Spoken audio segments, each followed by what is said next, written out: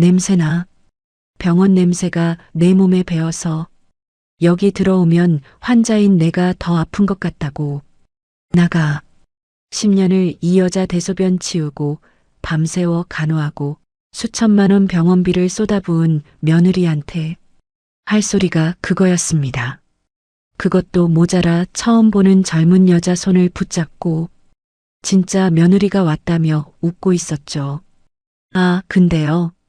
그 진짜 며느리라는 여자가 억대 빚에 쫓기는 사기 전과자라는 걸 이 사람들은 까맣게 모르고 있었습니다. 이것뿐만일까요? 더 소름 끼치고 뒷목 잡을 만한 이야기가 많습니다. 지금 바로 들려드릴게요. 안녕하세요, 시청자 여러분. 자, 그럼 병원비 카드 한 장으로 시댁을 발칵 뒤집어 놓은 백강희 씨의 사연 지금 바로 시작합니다. 중환자실 복도의 형광등 불빛이 제 눈을 찔렀습니다. 꼬박 이틀을 시어머니 곁에서 뜬 눈으로 지새우고 새벽 첫 버스를 타고 집에 돌아왔죠. 버스 안에서도 잠이 들까봐 손잡이를 꽉 쥐고 서 있었습니다. 시어머니의 링거를 갈아달라고 간호사를 부르고 새벽마다 체온을 재고 대소변을 받아내던 이틀이 온몸에 납처럼 쌓여 있었습니다. 현관문을 열자마자 거실 테이블 위에 놓인 서류 봉투가 눈에 들어왔습니다. 태경이 소파에 앉아 다리를 꼬고 저를 기다리고 있었습니다.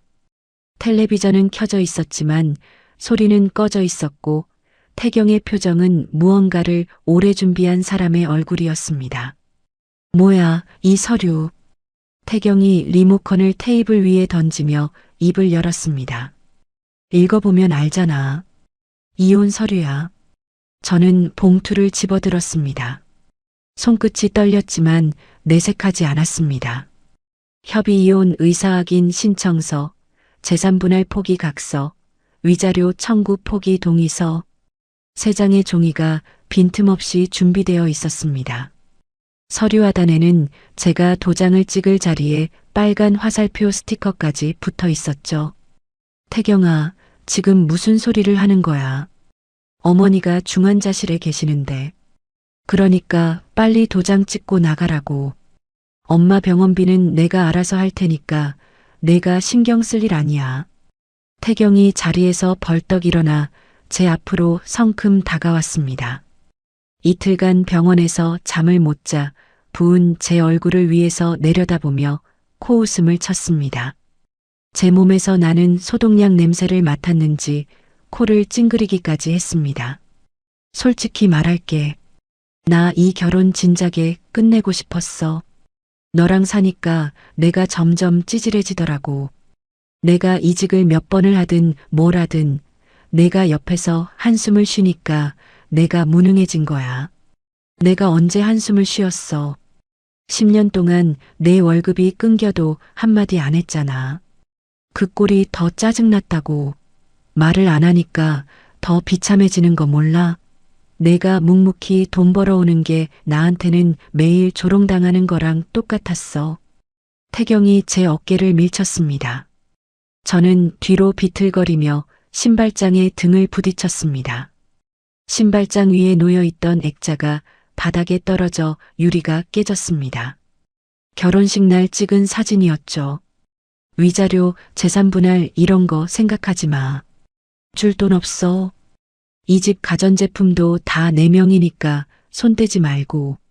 내 월급으로 산 냉장고, 세탁기, 에어컨 전부 내 거라고. 내 집에 있으면 내 거지. 뭐가 문제야? 태경이 현관 쪽으로 고개를 까딱했습니다. 짐 싸. 지금 당장. 저는 태경의 눈을 똑바로 들여다봤습니다. 10년을 함께 산 남자의 눈에 미안함이라곤 한 톨도 보이지 않았습니다. 오히려 빨리 끝내자는 조급함만이 가득 차 있었죠. 마치 오래 참아온 일을 드디어 해치우는 사람의 눈빛이었습니다. 상황을 파악해야 했습니다. 저는 가방을 다시 집어들고 현관을 나섰습니다. 시어머니가 입원해 계신 대학병원으로 택시를 잡았습니다. 택시 안에서 손을 내려다보니 시어머니의 등을 닦아드리다 갈라진 손가락 끝이 보였습니다. 이 손으로 10년을 버텼는데 돌아온 건 현관 밖으로 밀쳐내는 손바닥이었습니다. VIP 병실 문을 열자 미란 어머니는 침대에 반쯤 몸을 일으킨 채 텔레비전을 보고 계셨습니다. 중환자실에서 일반 병실로 옮긴 지 겨우 하루밖에 안 됐는데 얼굴에 혈색이 돌아 있었습니다. 침대 옆 탁자에는 제가 어제 깎아놓고 간 사과가 그대로 놓여 있었습니다. 어머니, 태경이가 갑자기 이혼 서류를 내밀었어요. 무슨 일인지 혹시 아세요? 미란 어머니가 리모컨으로 텔레비전을 끄며 저를 쳐다봤습니다. 알지. 내가 그러라고 했으니까. 네. 강희야, 솔직히 말할게. 너 고맙긴 했어. 근데 태경이가 너한테 눌려 사는 꼴을 엄마가 더는 못 보겠더라고. 돈 잘 버는 마누라 밑에서 기죽어 사니까 우리 아들이 사람이 쪼그라든 거야. 저는 침대 옆 의자에 주저앉았습니다. 이틀 밤을 꼬박 세우며 이 사람의 대소변을 치우고 등을 닦아드리고 간호사를 부르며 뜬 눈으로 지켰습니다. 그 손에서 아직 소독약 냄새가 가시지도 않았는데 어머니, 저는 10년을 이 병원에서 그래, 고마웠어. 근데 이제 그만해. 냄새나. 병원 냄새가 내 몸에 배어서 여기 들어오면 환자인 내가 더 아픈 것 같다고. 미란 어머니가 손을 내저으며 고개를 돌렸습니다. 마치 파리를 쫓듯이 손가락 끝 하나 힘주지 않고 저를 밀어냈습니다. 나가. 할 말 끝났어. 저는 자리에서 일어났습니다. 병실 문을 열고 복도로 나오는데 다리에 힘이 풀렸습니다. 복도 끝 의자에 털썩 주저앉아 멍하니 천장을 올려다봤습니다. 형광등 불빛이 눈에 따가웠지만 눈물은 나오지 않았습니다. 너무 지쳐서 울 기운조차 남아있지 않았죠. 그때 엘리베이터 문이 열렸습니다. 머리부터 발끝까지 고급 브랜드로 치장한 젊은 여자가 태경의 팔짱을 끼고 걸어 나왔습니다. 여자는 한 손에 수입 과일 바구니를, 다른 손에 포장된 선물 상자를 들고 있었습니다. 향수 냄새가 복도 끝까지 퍼졌습니다. 두 사람은 저를 스치듯 지나가 미란 어머니의 VIP 병실로 들어갔습니다. 어머니, 리아 왔어요. 과일 좋아하신다고 해서 골라왔어요. 병실 안에서 미란 어머니의 목소리가 복도까지 울려 퍼졌습니다. 아이고, 우리 진짜 며느리 왔네. 이리 와, 이리 와. 손 좀 잡아보자. 저는 복도 의자에서 천천히 몸을 일으켰습니다. 병실 문 유리창 너머로 보이는 풍경이 눈에 꽂혔습니다.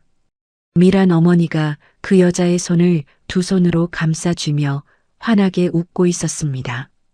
10년간 제 손을 한 번도 그렇게 잡아준 적 없는 사람이었죠. 제가 밤새워 깎아놓은 사과는 탁자 구석에 밀려나 있었고 그 자리를 수입 과일 바구니가 차지하고 있었습니다.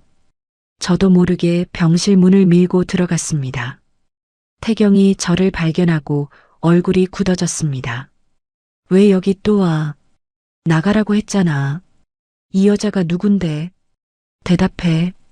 태경이 주머니에서 휴대폰을 꺼내 어딘가에 전화를 걸었습니다. 여보세요.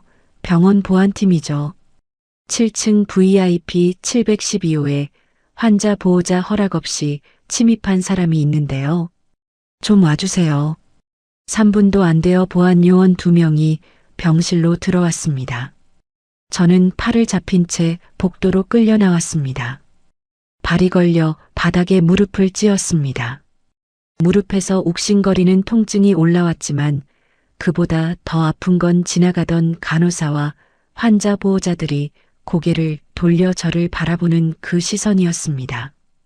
마치 제가 무슨 잘못을 저지른 사람처럼. 병실 안에서 미란 어머니의 웃음소리가 새어나왔습니다. 그날 저녁 집에 돌아가니 현관 비밀번호가 바뀌어 있었습니다. 번호를 누를 때마다 빨간불이 깜빡였습니다. 경찰에 동행을 요청해서야 겨우 문을 열 수 있었습니다. 경찰관이 옆에 서 있는 상황에서도 태경은 소파에 앉은 채 일어나지도 않았습니다. 저는 옷까지 몇 벌만 캐리어에 쑤셔 넣고 그 집을 나왔습니다. 10년을 살았던 집인데 제가 가져갈 수 있는 건 캐리어 하나뿐이었습니다. 분노가 목구멍까지 차올랐지만 저는 이를 악물었습니다.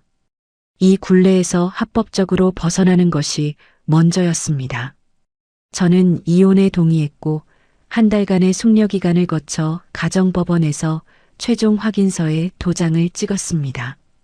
법원을 나서는 태경의 뒷모습을 저는 유리문 너머로 지켜봤습니다.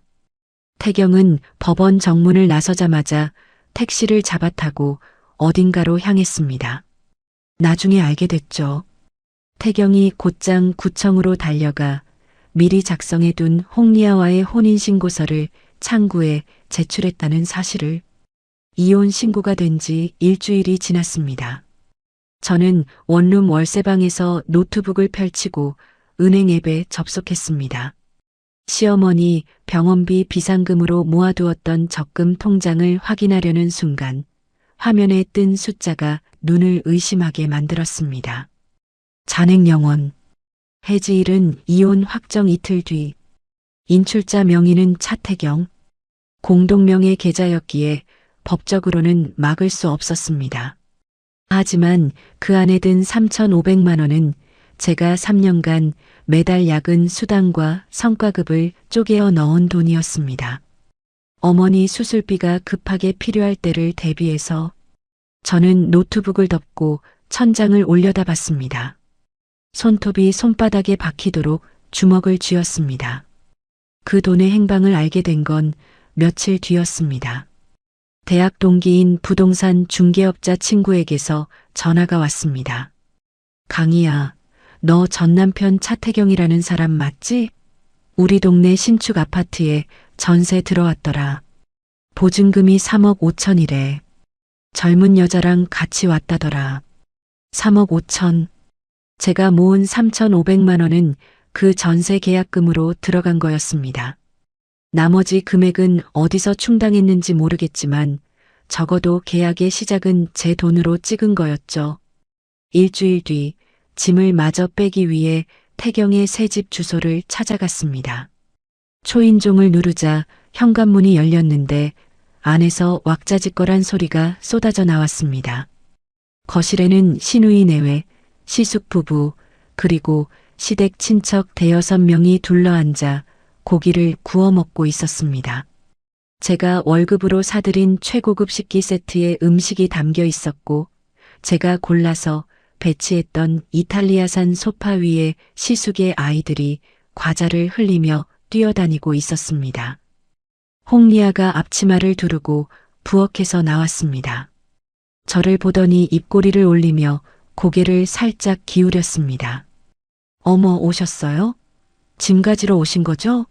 잠깐만요. 태경 씨가 방에 따로 모아뒀을 거예요. 태경이 맥주캔을 들고 부엌에서 걸어 나왔습니다. 저를 보자 턱짓으로 현관 옆 작은 방을 가리켰습니다. 거기 박스 2개. 그거 내 거니까 가져가. 시누이가 소파에 앉은 채 고개를 돌리지도 않고 입을 열었습니다. 언니, 그동안 빌려갔던 돈 있잖아.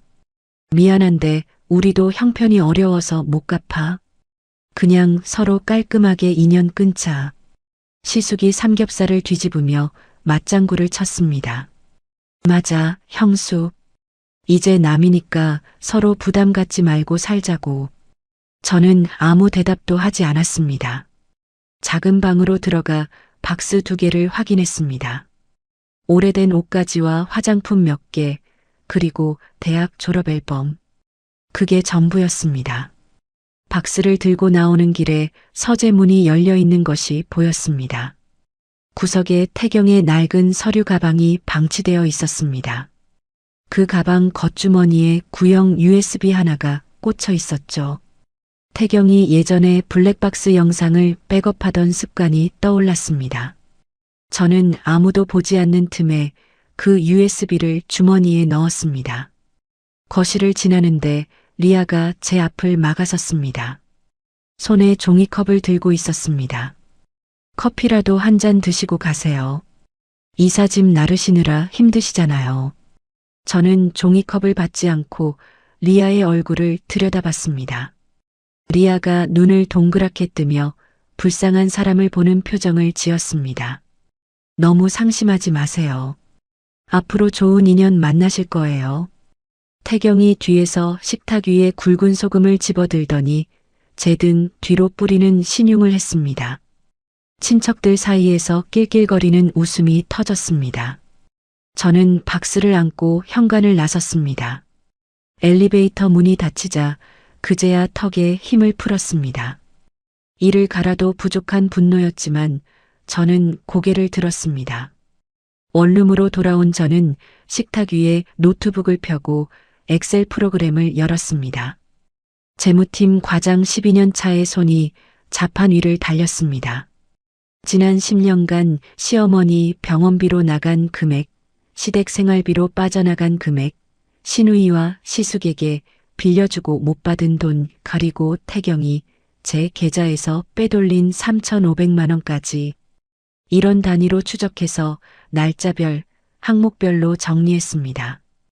엑셀 장부가 완성되자 저는 바로 다음 날 아침 법률사무소 문을 두드렸습니다. 횡령 및 부당이득 반환 청구 소송을 제기하고 태경의 회사 급여와 신혼집 전세 보증금에 대한 가압류를 신청했습니다. 변호사가 서류를 검토하며 말했습니다. 증거 자료가 이렇게 깔끔하게 정리된 건 처음 봅니다. 승인 나오는데 일주일 정도면 될 겁니다. 저는 사무소를 나와 원룸으로 돌아왔습니다. 밤이 되자 서재에서 가져온 USB를 노트북에 꽂았습니다. 블랙박스 영상 파일은 없었습니다. 대신 음성 녹음 파일 12개가 폴더 안에 들어 있었습니다. 첫 번째 파일을 재생했습니다. 차 안에서 녹음된 태경과 리아의 대화였습니다. 리아야, 엄마 시골 땅 있잖아.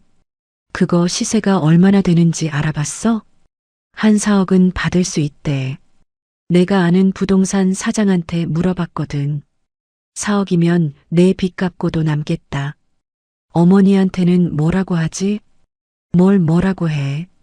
땅 팔고 나서 요양원에 넣으면 되잖아. 저렴한 데 찾아보면 한 달에 100만 원이면 되는 데도 있어. 요양원에 넣고 우리는 당연히 튀어야지.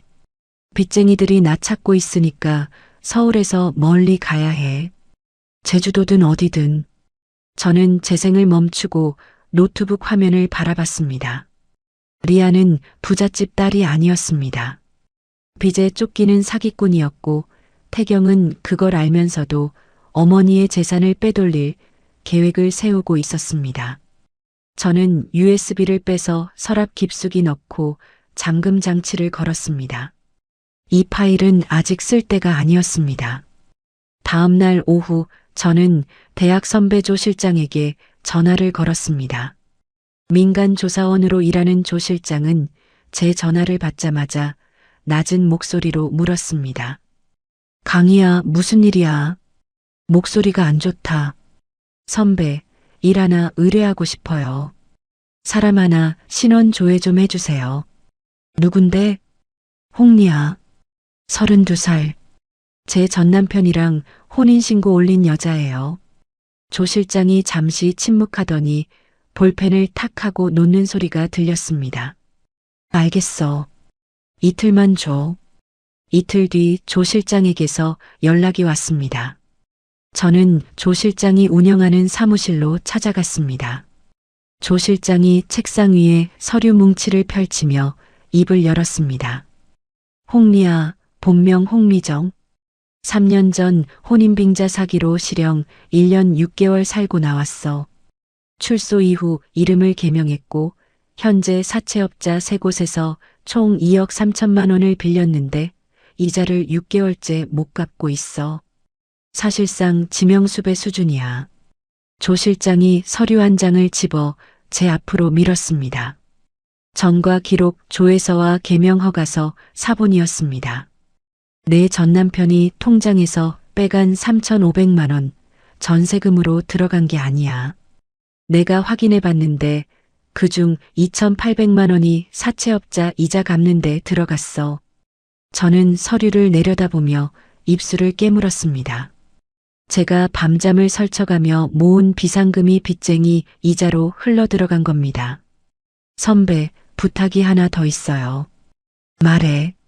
이 사람들 동선을 좀 추적해 주세요. 며칠 안에 큰 움직임이 있을 거예요. 조 실장이 팔짱을 끼며 고개를 끄덕였습니다. 알겠어. 비용은 나중에 청구할게. 사무실을 나온 저는 버스 정류장에 서서 하늘을 올려다봤습니다. 퍼즐 조각이 하나씩 맞춰지고 있었습니다. 이제 남은 건 그들이 스스로 무너질 판을 짜는 것이었죠. 그날 밤 저는 태경에게 문자를 보냈습니다. 태경아, 그동안 내가 부족해서 미안해. 새 출발 축하해. 행복하게 잘 살아. 보내기 버튼을 누르는 손가락에 힘을 주었습니다. 3분도 안 되어 읽음 표시가 떴습니다. 답장은 오지 않았지만 그것으로 충분했습니다. 다음 날 조 실장에게서 사진 한 장이 왔습니다. 태경이 친척 단체 대화방에 제 문자를 캡처해서 올린 화면이었습니다. 그 밑에 태경이 쓴 글이 보였습니다. 키읔키읔키읔 드디어 포기했나 보다. 불쌍한 것. 그 아래로 신우이, 시숙, 친척들의 웃음 표시가 줄줄이 달려 있었습니다. 저는 휴대폰 화면을 끄고 식탁 앞에 앉았습니다. 거울에 비친 제 얼굴에 미소가 번졌습니다. 다음 날 아침 9시 저는 시어머니가 입원해 있는 대학병원 원무과를 찾아갔습니다. 창구 직원에게 신분증을 내밀며 말했습니다. 712호 환자 광미란님 병원비 자동결제 카드를 정지해 주세요. 제 명의로 등록된 카드요. 직원이 모니터를 확인하며 물었습니다. 결제 취소 시 미수금이 발생할 수 있는데 괜찮으시겠어요? 네, 괜찮습니다. 그리고 이것도 처리해 주세요. 저는 이혼 확인서와 주민등록 등본을 창구 위에 올려놓았습니다. 저는 더 이상 환자의 가족이 아닙니다. 보호자 명단과 결제 책임자에서 제 이름을 빼주세요. 직원이 서류를 확인하고 전산 처리를 시작했습니다. 5분 뒤 모든 절차가 끝났습니다. 처리 완료되었습니다. 새로운 결제 책임자는 아들인 차태경님으로 자동 변경됩니다. 결제 정지 효력은 내일 자정부터 발생합니다. 저는 고개를 숙여 인사하고 원무과를 나왔습니다. 시어머니의 수술은 이틀 뒤로 잡혀 있었습니다. 수술 재료비 5천만 원은 수술 전날까지 선결제가 되어야 하죠. 제가 카드를 정지한 효력이 발생하는 날이 바로 그 선결제 마감일이었습니다. 병원을 나온 저는 조 실장에게 전화를 걸었습니다. 선배, 리아한테 돈을 빌려준 사채업자들 연락처 알아낼 수 있어요? 어렵지 않아. 왜? 제가 쓸 데가 있어요.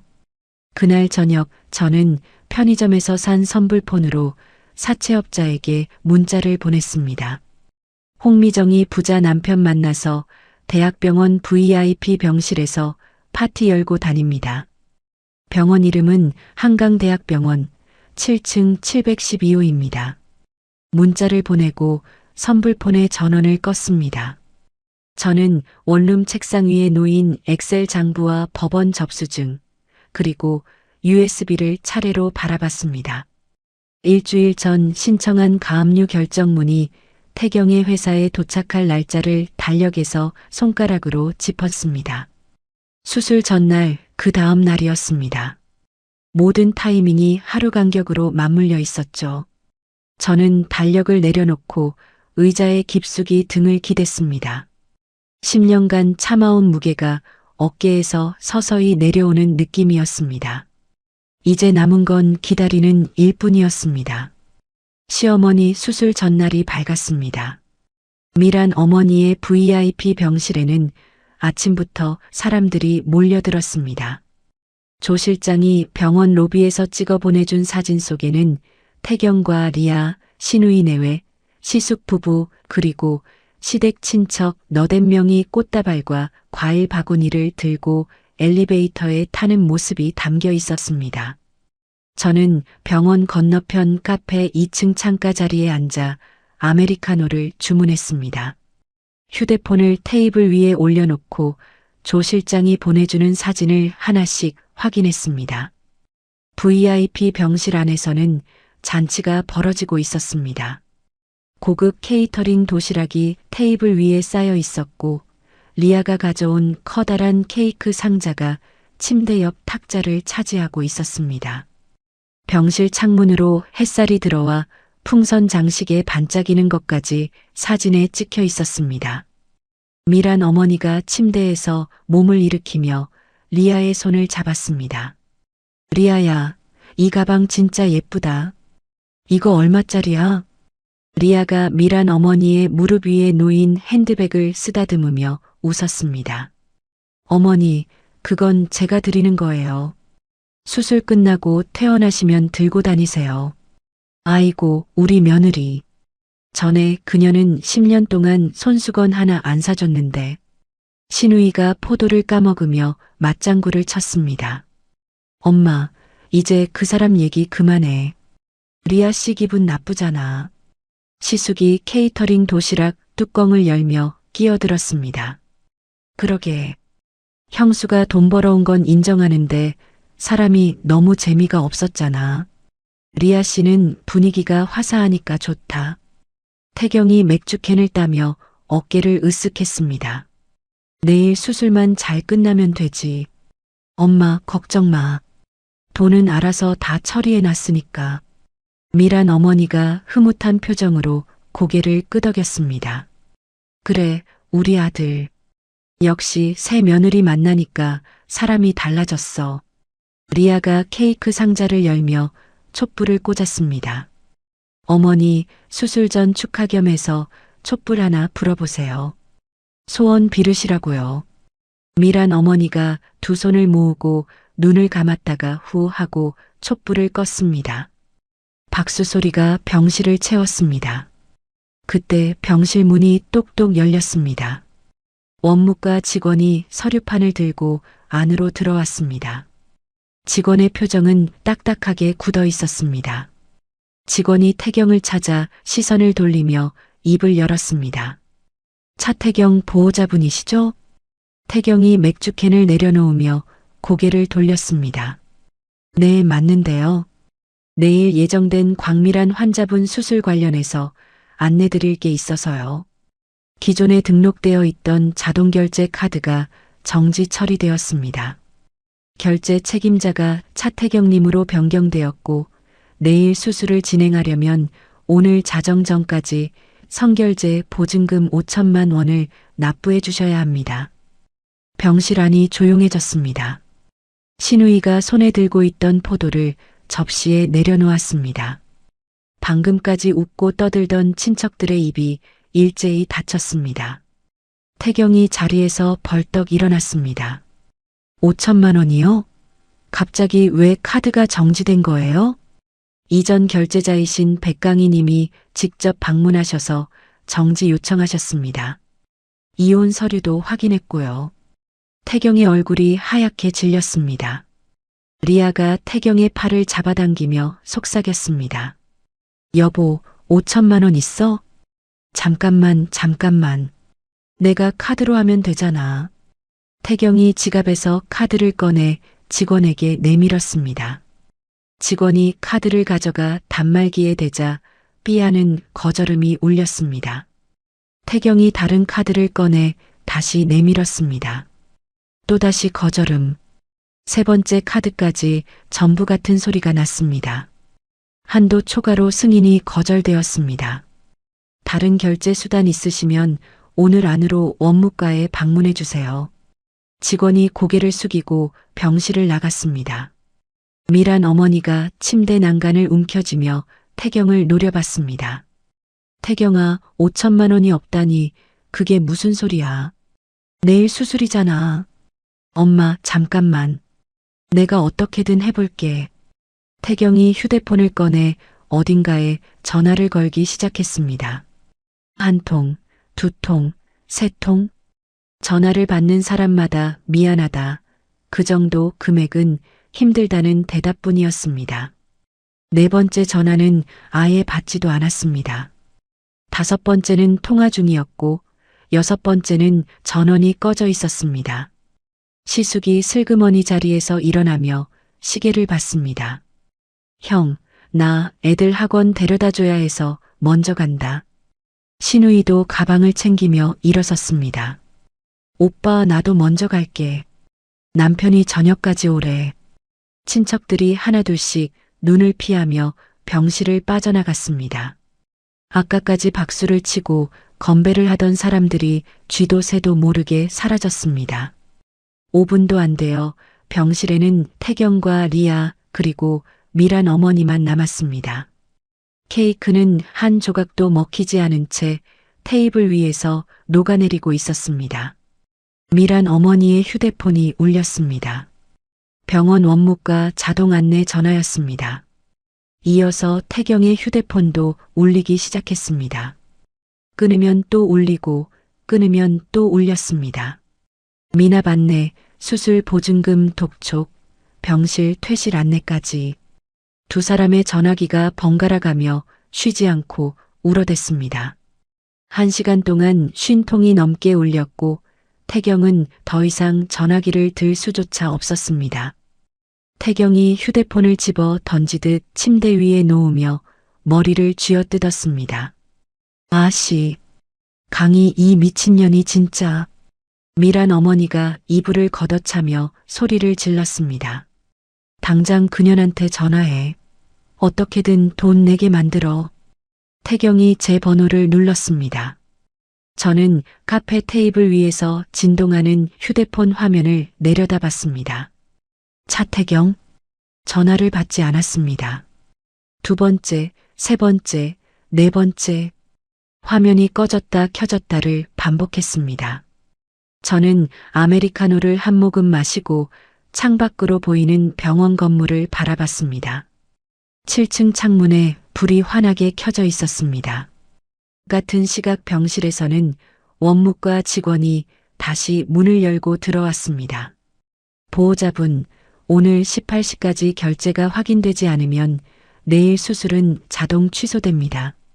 그리고 VIP 병실 이용 요금도 3일째 미납 상태인데 오늘 안으로 정리가 안 되시면 일반 병동으로 이동해 주셔야 합니다. 미란 어머니가 직원을 향해 손을 내저었습니다. 내가 여기 입원한 지가 몇 달인데 갑자기 나가라는 게 말이 돼. 죄송합니다만 원칙이라서요. 대기 환자분들도 계시고요. 직원이 나가자 미란 어머니가 베개를 짚고 울음을 터뜨렸습니다. 리아는 병실 구석 소파에 앉아 손톱을 물어뜯으며 아무 말도 하지 않았습니다. 태경이 제게 전화를 걸었습니다. 37번째, 38번째, 39번째. 역시 받지 않았습니다. 저녁 6시가 되자 보안요원 2명이 병실에 들어왔습니다. 미란 어머니는 보안요원들이 지켜보는 가운데 링거대를 끌고 일반 병동 복도의 간이 침대로 옮겨졌습니다. VIP 병실 안에 쌓여있던 과일 바구니와 케이터링 음식은 정리 직원이 비닐봉투에 쓸어 담았습니다. 풍선 장식이 바람 빠진 채 쓰레기통에 구겨져 들어갔습니다. 복도간이 침대에 누운 미란 어머니가 천장을 보며 울부짖었습니다. 태경아, 엄마 이러다 죽어. 수술 못하면 죽는다고. 태경이 미란 어머니의 간이 침대 옆에 쪼그리고 앉아 제게 또 전화를 걸었습니다. 63번째. 받지 않았습니다. 그때 복도 끝에서 굵은 목소리가 울려 퍼졌습니다. 홍미정이 여기 있다며. 가죽 점퍼를 입은 덩치 큰 남자 셋이 복도를 성큼성큼 걸어왔습니다. 리아가 태경 뒤로 몸을 숨기며 얼굴이 사색이 되었습니다. 남자 중 한 명이 리아의 팔을 낚아채며 으르렁거렸습니다. 야, 이 사기꾼년아. 부자 남편 만났다며? VIP 병실에서 파티했다며? 그 돈은 있으면서 우리 돈은 왜 안 갚아? 리아가 비명을 질렀습니다. 간호사들이 뛰어왔고 환자들이 복도로 고개를 내밀었습니다. 태경이 사채업자의 손을 뿌리치려 했지만 다른 남자가 태경의 멱살을 잡아 벽에 밀어붙였습니다. 당신이 남편이야? 마누라 빚 대신 갚아. 2억 3천. 이자 붙어서 지금은 3억 가까이 돼. 미란 어머니가 간이 침대에서 상체를 일으키며 리아를 가리켰습니다. 뭐라고? 빚이 3억? 2년이 부잣집 딸이라며. 태경아, 이게 대체 뭐야? 복도가 아수라장이 되었습니다. 사채업자들의 고함 소리, 리아의 울음소리, 미란 어머니의 비명이 뒤섞였습니다. 병원 보안팀이 달려와 사채업자들을 제지했지만 이미 복도에 있던 모든 사람이 상황을 목격한 뒤였습니다. 옆 병실 환자 보호자가 휴대폰을 들어 영상을 찍고 있었고 간호사가 말려도 소용이 없었습니다. 저는 카페에서 마지막 사진을 확인했습니다. 복도 바닥에 주저앉아 울고 있는 리아, 벽에 기대어 멍하니 허공을 보는 태경, 간이 침대에서 이불을 끌어안고 부들부들 떠는 미란 어머니. 저는 휴대폰을 가방에 넣고 자리에서 일어났습니다. 계산대에서 커피값을 치르고 카페 문을 나섰습니다. 밤 공기가 시원했습니다. 다음 날 아침 8시 조 실장에게서 사진이 왔습니다. 병원 주차장에서 빠져나가는 태경의 차량 사진이었습니다. 구겨진 셔츠에 면도도 하지 않은 얼굴이 차창 너머로 보였죠. 수술이 취소되고 병원 복도에서 밤을 샌 모양이었습니다. 저는 평소처럼 출근해서 재무팀 자리에 앉았습니다. 이번 분기 결산 자료를 정리하는데 오전 10시쯤 조 실장에게서 문자가 왔습니다. 법원 송장, 오늘 오전 태경 회사 인사팀에 도착 확인됨. 저는 문자를 읽고 휴대폰을 서랍에 넣었습니다. 그리고 아무 일도 없었다는 듯이 업무를 계속했습니다. 조 실장이 점심때쯤 다시 연락을 해왔습니다. 태경 회사에 아는 사람이 있어서 내부 상황을 전해들었다고 했습니다. 인사팀장이 태경을 회의실로 불렀대. 법원에서 급여 압류 결정문이 왔다고. 태경이 뭐래요? 완전 멘붕이래. 최저 생계비 빼고 월급 전액 압류라니까 다리에 힘이 풀려서 의자에 주저앉았다더라. 인사팀장이 사내에 소문 안 나게 조용히 처리하라고 했는데 이미 격리팀에서 다 알고 있대. 저는 수화기를 내려놓으며 창밖을 바라봤습니다. 오후에는 더 큰 소식이 전해졌습니다. 조 실장이 보내온 문자였습니다. 태경, 팀장 면담 30분 받음. 승진 심사 누락, 주요 프로젝트 제외. 서류 정리 업무로 보직 변경됨. 사내에 퍼진 소문의 내용도 덧붙여 있었습니다. 전처 돈을 빼돌려 다른 여자랑 살림 차렸다가 월급까지 압류당한 남자. 점심시간마다 구내식당에서 사람들이 수군거렸다고 합니다.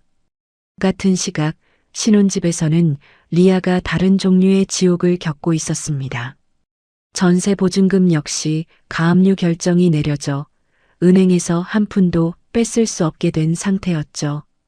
조 실장이 파악한 바로는 리아의 휴대폰에 사채업자들의 협박 문자가 쉴 새 없이 쏟아지고 있었습니다.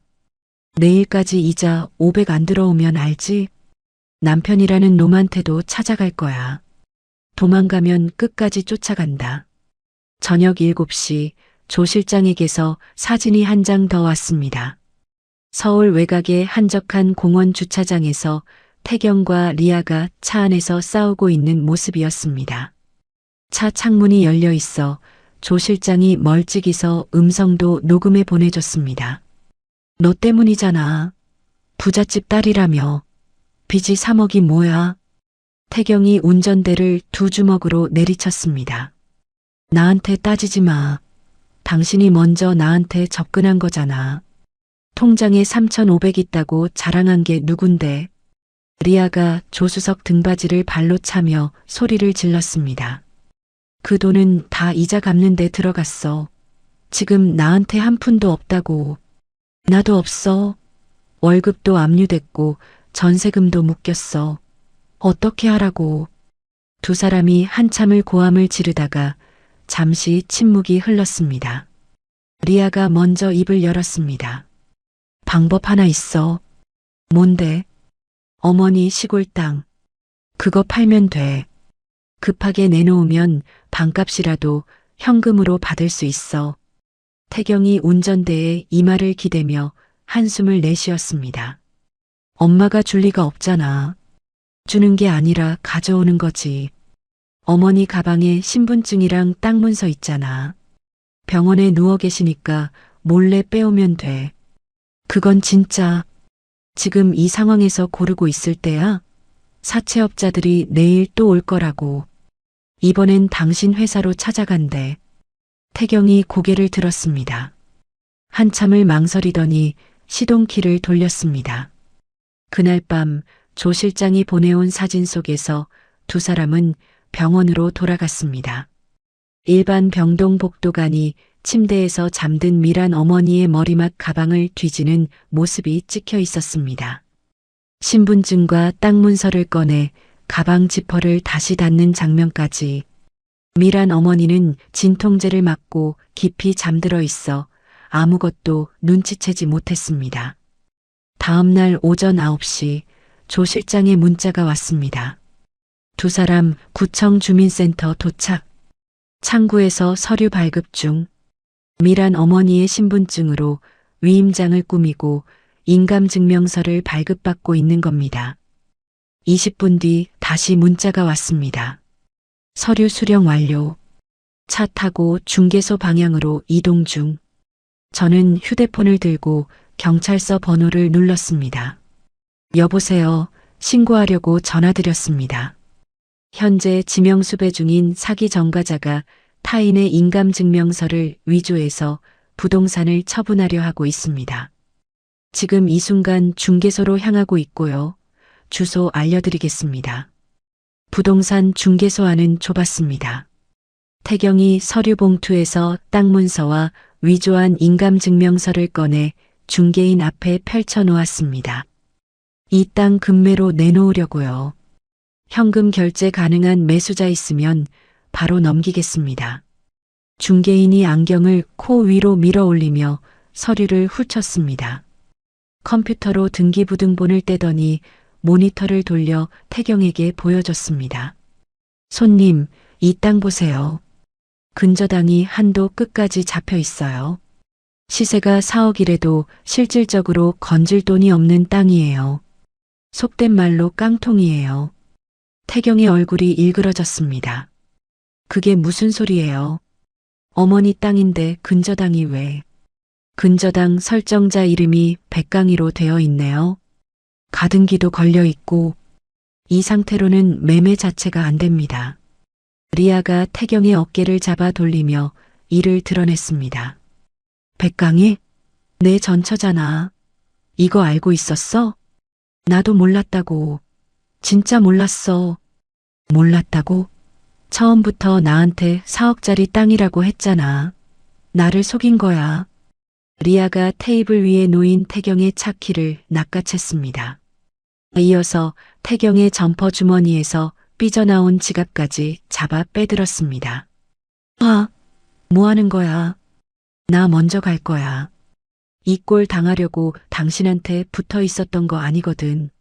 리아가 중개소 유리문을 밀치고 밖으로 뛰쳐나갔습니다. 주차장 쪽으로 전력으로 달리는 리아의 뒤를 태경이 쫓아나갔습니다. 서라고 이 사기꾼년아. 중개인이 어안이 벙벙한 얼굴로 창밖을 내다봤습니다. 저는 조 실장과 함께 중개소 맞은편 편의점 앞에 서서 그 장면을 지켜보고 있었습니다. 주차장 한가운데서 태경이 리아의 뒷덜미를 잡아챘습니다. 리아가 앞으로 고꾸라지며 아스팔트에 무릎을 찧었습니다. 리아가 비명을 지르며 몸을 뒤집더니 신고 있던 뾰족한 구두를 벗어 태경의 얼굴을 내리쳤습니다. 굽이 태경의 광대뼈를 찢었고 피가 턱을 타고 흘러내렸습니다. 태경이 리아의 손목을 비틀어 눌렀습니다. 리아가 이빨을 드러내며 태경의 팔뚝을 물었습니다. 태경이 고통에 울부짖으며 리아의 어깨를 아스팔트에 내리눌렀습니다. 두 사람의 옷이 찢어지고 무릎과 팔꿈치에서 피가 번졌습니다. 죽여버릴 거야. 내 인생 망쳐놓고. 내가 망쳤어? 내가 나한테 빚이 있으면서 숨긴 거잖아. 그때 잠복해 있던 사복 형사 4명이 사방에서 뛰어나왔습니다. 경찰이다. 움직이지 마. 한 형사가 테이저건을 꺼내 들었습니다. 태경이 리아의 목을 움켜쥔 채 고개를 돌렸습니다. 형사가 고함쳤습니다. 손 놔. 당장 손 놔. 태경이 멈칫한 사이 형사 2명이 달려들어 태경의 팔을 꺾어 바닥에 엎드리게 만들었습니다. 다른 형사가 리아의 등 뒤로 팔을 돌려 제압했습니다. 찰칵, 찰칵. 수갑이 채워지는 금속음이 주차장에 울렸습니다. 태경이 바닥에 얼굴을 붙인 채 숨을 헐떡였습니다. 리아가 머리카락이 얼굴을 덮은 채 바닥에서 발버둥쳤습니다. 형사가 리아의 신분증을 확인하며 동료에게 말했습니다. 홍미정, 기존 사기 수백 건 있고 오늘 사문서 위조 현행범. 병 앞에서 올려. 차태경은요? 사문서 위조 공범, 특수 폭행 현행범. 같이 올려. 저는 조 실장과 함께 편의점 앞에서 걸어 나와 주차장으로 향했습니다. 형사가 태경을 일으켜 세우는 순간 태경의 눈이 저를 발견했습니다. 피가 얼굴 반을 덮고 있었습니다. 태경이 수갑이 채워진 두 손을 앞으로 내밀며 제게 달려들려 했지만 형사가 어깨를 잡아막았습니다. 강희야, 강희야, 제발. 나 좀 살려줘. 다 내가 잘못했어. 한 번만, 한 번만. 태경이 무릎을 꿇었습니다. 형사의 손을 뿌리치고 바닥을 기어 제 바지가랑이를 잡았습니다. 눈물과 피가 뒤섞인 얼굴이 고개를 들어 저를 올려다봤습니다. 저는 가방에서 서류 한 장을 꺼냈습니다. 횡령 고소장 사본이었습니다. 저는 그 종이를 구겨 태경의 얼굴 앞에 떨어뜨렸습니다. 이혼 도장 찍던 날 내가 나한테 했던 말 기억나? 줄 돈 없다고 했지. 나도 줄 잡이 없어. 태경이 바닥에 이마를 박으며 울음을 터뜨렸습니다. 형사가 태경의 팔을 잡아 일으켜 세웠습니다. 맞은편에서는 리아가 형사에게 끌려가며 태경을 향해 침을 뱉었습니다. 차태경, 이 쓰레기. 감옥에서 썩어. 내가 나한테 접근한 거잖아. 닥쳐. 내가 사기꾼인 거 내가 몰랐을 것 같아? 서로 이용한 거잖아.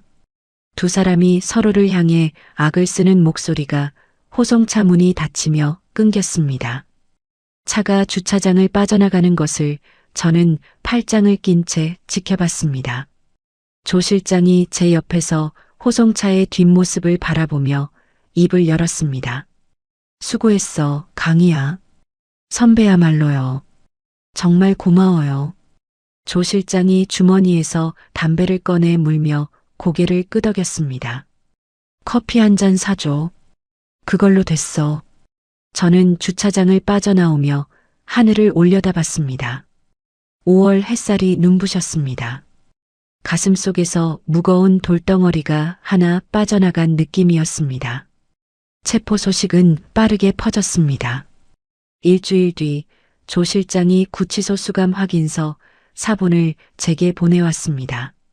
태경은 사문서 위조, 특수폭행, 그리고 제가 고소한 횡령 혐의까지 병합되어 재판을 기다리고 있었습니다. 태경의 회사에서는 구속 소식을 접하자마자 징계위원회를 열어 즉각 파면 처리했습니다. 퇴직금도 이미 가압류 상태였기에 태경의 손에 쥐어지는 돈은 한 푼도 없었죠. 리아 역시 과거 혼인빙자 사기 전과와 이번 사문서 위조, 부동산 사기 미수건이 합쳐져 장기 복역을 피할 수 없게 되었습니다. 조 실장이 전해준 바로는 구치소 안에서도 사채업자들이 돈을 쥐어준 수감자들에게 리아가 매일같이 괴롭힘을 당하고 있다고 했습니다. 미란 어머니의 소식도 들려왔습니다. 아들이 구속되고 새 며느리가 사기꾼이었다는 사실을 알게 된 미란 어머니는 병원 복도에서 실신했습니다. 하지만 병원 측은 장기 미납된 병원비를 이유로 더 이상 입원을 유지할 수 없다고 통보했고 미란 어머니는 강제 퇴원 처리되었습니다. 거동이 불편한 몸으로 시골 본가에 돌아간 미란 어머니는 친척들에게 전화를 돌렸습니다. 하지만 병원 VIP실에서 벌어진 사채업자 소동을 지켜본 친척들은 이미 번호를 바꾸고 연락을 끊은 뒤였습니다. 어느 날 오후 회사 로비에서 소란이 일었습니다. 안내 데스크 직원에게서 내선 전화가 왔습니다. 백강희 팀장님, 로비에 어르신 한 분이 팀장님을 찾아오셨는데요. 무릎을 꿇고 안 일어나시겠다고 하셔서요. 저는 엘리베이터를 타고 1층으로 내려갔습니다. 로비 한가운데 미란 어머니가 타일 바닥에 무릎을 꿇고 앉아 있었습니다. 반년 사이에 뼈만 앙상하게 남은 몸이었습니다. 머리카락은 반백이 되어 있었고 입고 있는 옷은 여기저기 때가 끼어 있었습니다. 미란 어머니가 저를 발견하고 이마를 바닥에 찧었습니다. 강희야, 한 번만 살려줘. 한 번만. 진통제 살 돈도 없어. 밤마다 아파서 잠을 못 자. 제발, 내가 잘못했어. 로비를 지나던 직원들이 고개를 돌려 쳐다봤습니다. 저는 미란 어머니 앞에 서서 내려다봤습니다. 이 사람이 저를 냄새난다며 병실에서 내쫓던 날이 떠올랐습니다. 보안 요원을 불러 저를 바닥에 내동댕이 치게 만들던 그 VIP 병실의 풍경이 떠올랐습니다. 저는 뒤로 돌아서서 안내 데스크 직원에게 말했습니다. 보안팀 불러주세요. 외부인이 로비에서 소란을 피우고 있어요. 강희야, 강희야, 제발. 미란 어머니의 목소리가 등 뒤에서 울렸지만 저는 뒤돌아보지 않았습니다. 엘리베이터 문이 닫혔습니다. 민사 재판은 2달 만에 결론이 났습니다. 법원은 제 손을 들어줬고 가압류에 두었던 신혼집 전세 보증금에서 태경이 횡령한 원금과 위자료 전액을 환수하라는 판결을 내렸습니다. 3,500만 원의 원금의 지연이자까지 합쳐 4,200만 원이 제 통장으로 돌아왔습니다. 1원도 빠짐없이.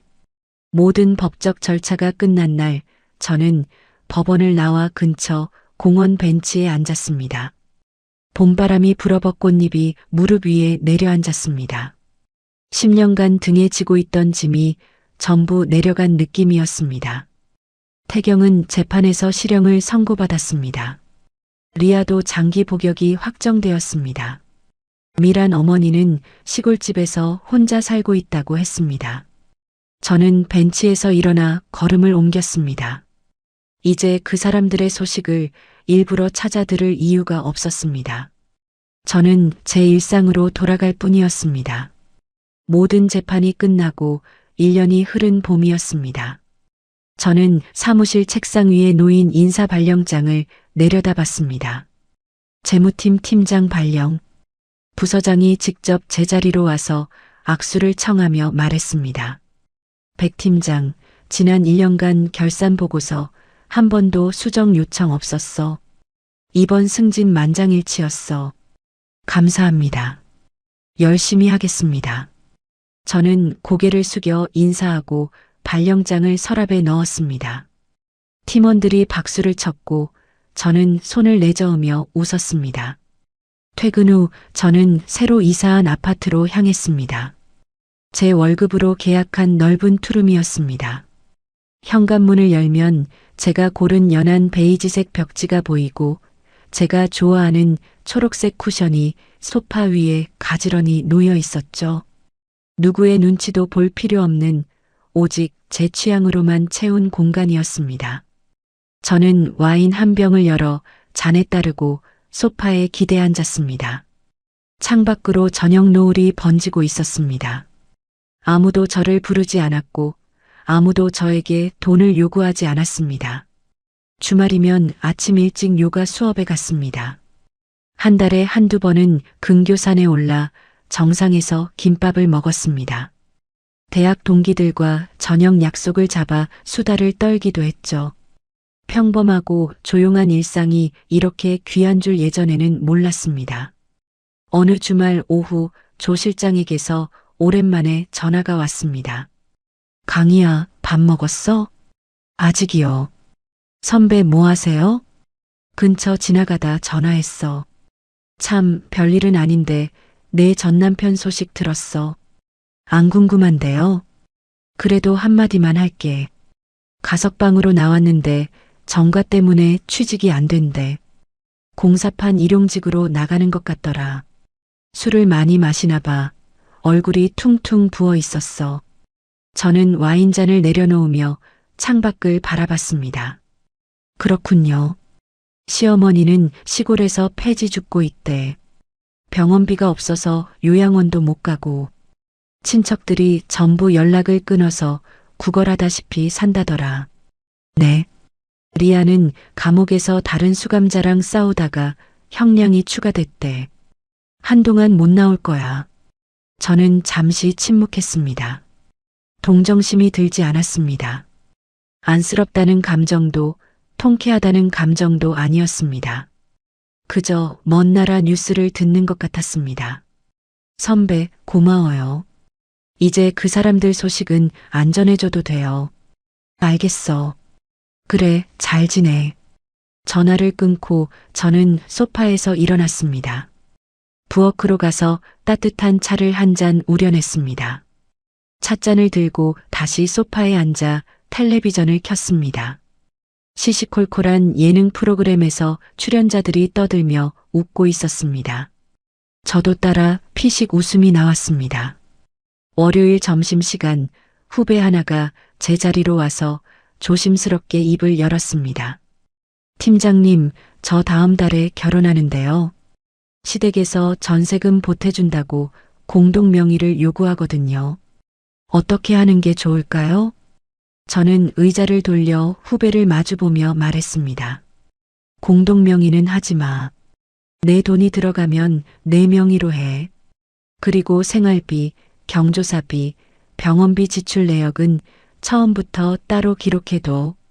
영수증이든 이체 내역이든 다 남겨놔. 그렇게까지 해야 해요? 해야 해. 사랑하는 사이라도 돈 문제는 별개야.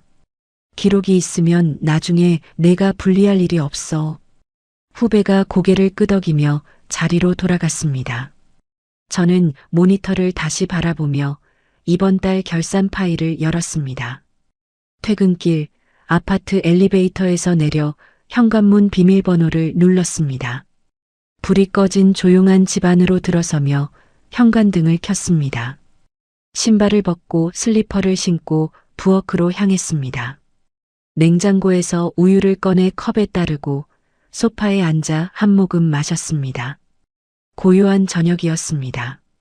누구의 병원비를 걱정할 필요도, 누구의 생활비를 대줄 필요도, 누구의 눈치를 볼 필요도 없는 저녁이었습니다. 제 인생의 가계부에서 가장 큰 악성 부채를 깨끗하게 정리한 지금, 통장 잔고는 매달 조금씩 늘어나고 있었습니다. 그 숫자가 늘어날 때마다 저는 알았습니다.